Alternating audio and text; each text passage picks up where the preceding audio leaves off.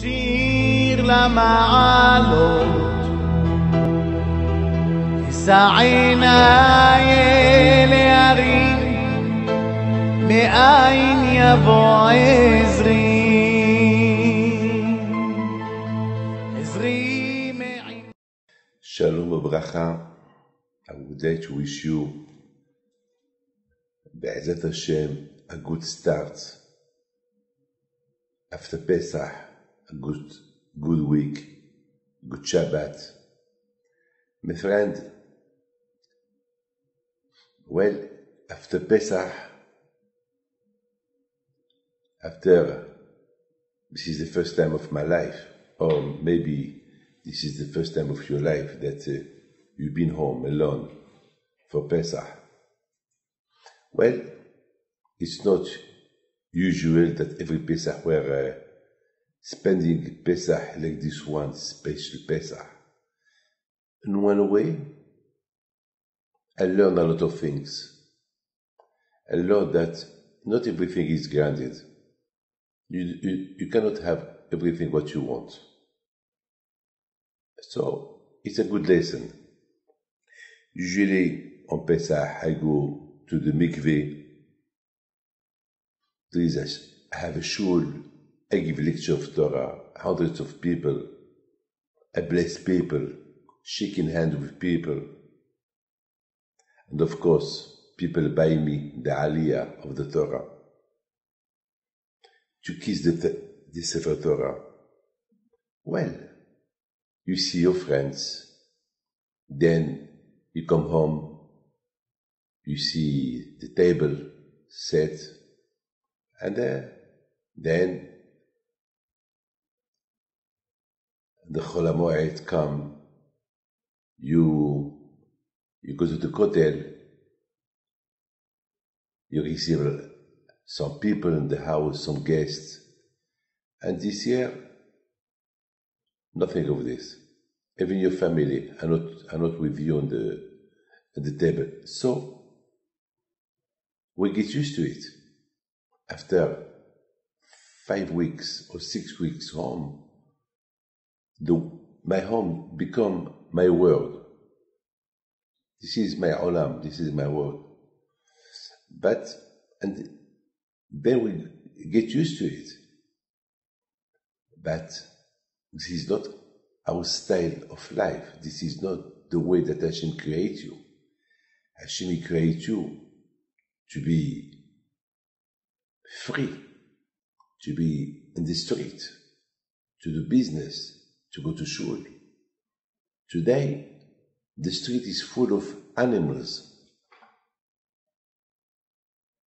So, we have to think and pray to HaKadosh Baruch Hu to help the world to get out of this. Be'ezat Hashem.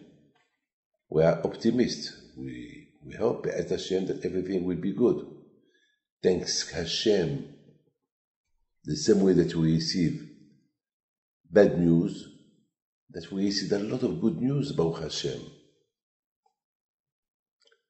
And Baruch Hashem, you know what?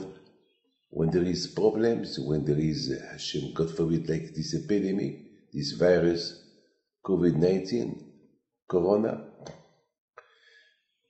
of course, we have to be confident in Hashem that Hashem will end it, and we have to be happy. You know, whatever Hashem brings, it's for the good. There is nothing that Hashem brings that is no good. Everything is good from Hashem. Baruch Hashem, I can tell you one thing. Corona Pesach. For me, that was Corona Pesach. On one hand, fear was in the street, but Baruch Hashem in the house was happiness. Of course, with all what we miss, but still, pray and happiness because it's Pesach. My friend, in the tefillah, we ask Hashem Yibarichenu Elokim, Elokeinu, Yibarichenu Elokim. Hashem will bless us. Hashem, our God, will bless us. Hashem, again, two repetition. Yibarichenu Elokim, Elokeinu, Yibarichenu Elokim. Be'oto kol ha'seret. Twice we ask in the David HaMelech said, twice. Hashem, our God, bless us, Hashem. So there is Elokim. Elokim, it's a din. David HaMelech, he did not say, Yibarichenu Hashem. Hashem is Midat Rahamim. But Elokim, it's din, it's a judgment. That means, why David HaMelech, he did not say, Yibarichenu Hashem Elokeinu, Yibarichenu Hashem. Hashem is Rahamim. That means that we ask Hashem, please Hashem, bless us, not Elokim. Elokim, it's din. It's like, I have no choice. I mean, with all the averot I did, I have no choice. Hashem bless me, even that I'm not good. My friend, today, when you see this epidemic in the world, you see there is Hashem is making an order in the world. There is justice. So now we ask Hashem twice, because we don't know what kind of justice there is. Maybe there is a double justice. Maybe there is a double one. If there is a double, you just imagine somebody that he is judged for two bad things that he did. So his chance to get out from the judgment is not easy. So we don't know. But when we see it's been long already, since January, this epidemic in the world is traveling everywhere. It's terrible. So we ask Hashem, Yibarichenu Elokim Hashem, even that you judge us, even that we are not good in your eyes, but please Hashem, bless us. If there is two judgment, please Hashem, bless us again. Yibarichenu Elokim Elokeinu, Yibarichenu, even that we are not good, even if that we are not perfect, we believe in you. You are our God. It's like a baby, a boy, that his father is angry against him. I mean, even if the father throw him out, the son, he will come and will try to knock at the door, please, once, twice. And the father inside, no, I don't want to see you.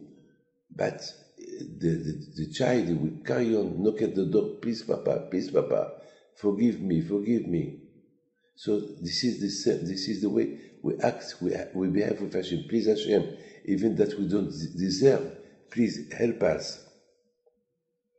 And then HaKadosh Baruch Hu forgive. And we ask Hashem, if you do that, when you do that, we will realize that we are nothing. We see how much Hashem is good to us. And if you notice this mizmor, למה נצא בגינות מזמור שם אלוקים מחוני לברכנו פנה תצא לדעת בהזדקה וחוגים שעדו דוחה עמין אלוקים ודוחה מכולם אריס נתן ברכנו אלוקים מהם. This mizmor, if you see the Siddur of Tfilah, you will see that this mizmor, it's in the menorah. The Mekubalim painted this mizmor of this psalm of Tehillim on the menorah. It's fabulous. It's I don't know if you have it here. No, you don't have it here. But in every menorah, you will find this mizmor. So the question is, why did he do it in the menorah? So, my friend, I would think it's something incredible, because when Titus destroyed the Beit HaMikdash, before he destroyed the Beit HaMikdash, he asked Jews to go to the Beit HaMikdash to take something for them. Because Titus was afraid to destroy the temple. So he wanted a Jew to go in and to do a sin to steal from there. So Hashem will punish the Jew, and he will not punish Titus that he burned the Beit HaMikdash. And something incredible happened. There was there a man that he was not religious. His name was Yosef Mishita. And he went inside and he took a menorah. So Titus, he told him, no, the menorah is for me. You cannot take the menorah. Take something else. So Yosef Mishita said to Titus, I was a big rasha in my life, but now I ask Hashem pardon, forgiveness for all what I did. Now I become a good Jew, and I cannot steal. I want the menorah. The menorah symbol the connection to Hashem. The menorah is the light, is the Jewish symbol, the menorah. Titus said, no, you cannot take this. Take something else, but not this. At the end, Titus killed him, and he took the menorah to Rome. The menorah symbolizes the Teshuvah. Menorah symbolizes the Torah. The menorah symbolizes come back to Hashem, the light. The light. This is the menorah. When that day that Titus wanted to destroy the temple, of course that it was Tisha B'Av. It was a day of anger of Hashem against the Jews. But what happened in the end? Titus destroyed the temple, but he did not destroy the light of the Jewish people, the light of the menorah. The Jewish people remained. This is the menorah. Even that we are not perfect, even that we are not, when we don't go in the way of Hashem, and the day of Hashem, HaKadosh Baruch Hu don't forget us. We ask Hashem, please Hashem, forgive us. We know that you are angry against us, but you are Elokeinu, you are our God. You are, even in this moment, you judge us maybe twice, maybe for a lot of things. There is a lot of kind of judgment that maybe we will be guilty in one, but please Hashem, you are our Father, Elokim Elokeinu. And we remind Hashem the menorah. The menorah, it's the light. You know, Hashem didn't need the menorah. He didn't need the light in the Beit HaMikdash. The menorah was for us, the Gemara said. The menorah was the light for us, not for Hashem. Hashem don't need light. He created the light. But the menorah is to light the Jewish people, to take out the darkness of the sin that they do. And Hashem is see only the light, not the sin, not the darkness. It's incredible. Incredible. Incredible. And you see, my friend, that always we see the Pitom HaKetoret with the Manatziyah on the menorah. Always you see the Pitom HaKetoret one hand and the menorah on the other hand, always. And you know the Ketoret, why we do the Ketoret? To stop the Magefa. When there is an epidemic in the world, so we read the Ketoret, the parasha of the Ketoret. We read the parasha of the Ketoret, and then we read as well the parasha, we see the picture of the menorah, and you have there, Lamnatziyah Mizmol, Lamnatziyah Binginot Mizmol She'elukim Echonu Ba'echenu. That means, even in the moment that there is a epidemic, and there is judgment in the world, Hashem, please, be misericordious to us, to the world. Even that we are not perfect, you are Elokeinu. Please, Hashem. It's incredible, incredible. Be'emet, it's incredible to see what's going on today. And I wanted just to tell you something. And this is very, very important that you should know.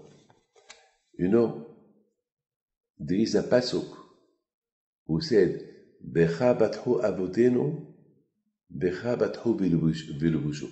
That means that our parent, they rely only on you with no shame. And there is a big rabbi who asked a question. I mean, I don't understand what that means, that our parents, they rely on you without shame. Why to be ashamed of? I mean, why to be ashamed of? This is a question that he asked.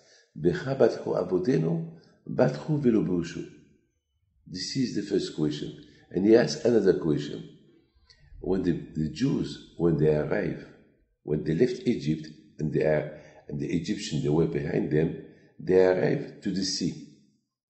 And then there was nowhere else to go. So the Jewish people, Moshe Rabbeinu started to pray to Hashem. By Yitzhak, he started to pray, Hashem, Hashem, Hashem. And Hashem told him, Moshe, why you scream? Why you pray? Tell the Jews to carry on. So the question again, I mean, Hashem, he knows that we have a problem. We pray to Hashem. To who you want to pray? Now today there is a corona. To who? Of course, we pray to Hashem to stop it. Or we pray to Hashem to give wisdom to the doctors to find a solution, a medicine.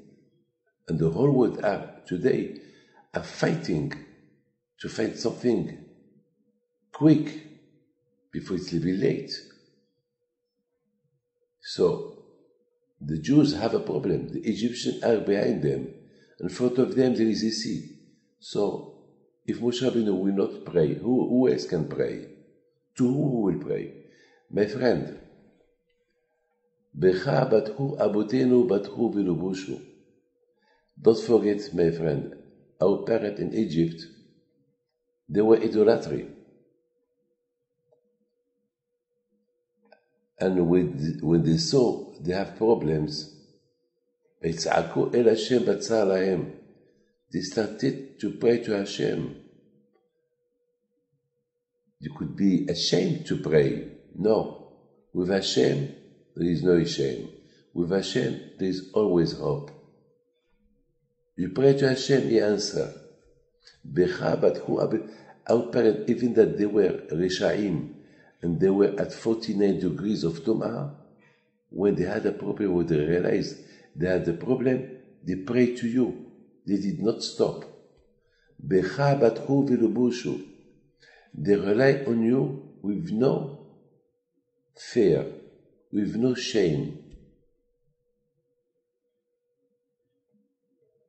And then, when now they left Egypt, with all the miracles that they saw, and now there was a big problem in front of them. The sea in front of them, and behind them the Egyptian. So Moshe Rabbeinu started to pray. Hashem said to Moshe Rabbeinu, but usually, who has the problem? The Jews. Let them pray. Why you pray for them? When we have a problem like today, each one of us should pray to Hashem. Of course, the rabbis, the tzaddikim, they do their best. But we should not only rely on them. We have to pray too. You have a problem, health problem, you go to the doctor. I mean, the doctor will not come to you. You have to go to see him. You have to take an appointment. Of course, if you can't, so you call him. But in our case, to pray to Hashem, we can pray to Hashem. Of course, Moshe Rabbeinu is the one to pray. He's a tzaddik, but, when we have to pray, we have to pray. You know, my friend, I was thinking this week, preparation of Pesach, and now Pesach is finished. I was thinking, well, how do I feel?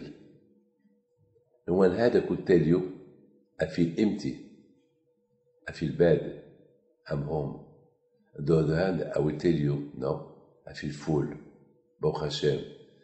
I never give so much lecture of Torah like this time. I never studied my life Torah like this time. So on one hand, Corona is from the word rekanut. Rekanut is emptiness. Rekanut, emptiness.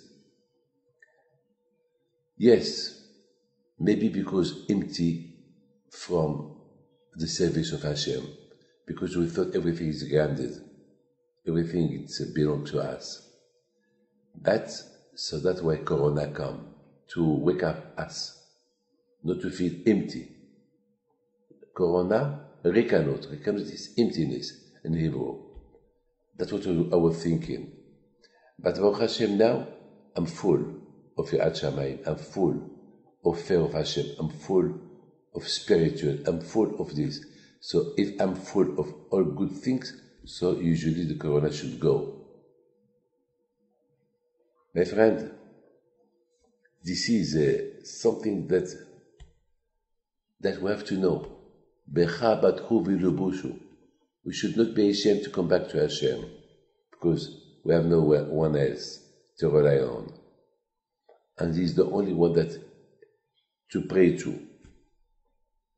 That's what Hashem said to Moshe Rabbeinu. The Bnei Yisrael, why you pray for them? Let them travel, go in front of them. In front of them there is the sea. Yeah, well, if they pray, they will see miracles. My friend,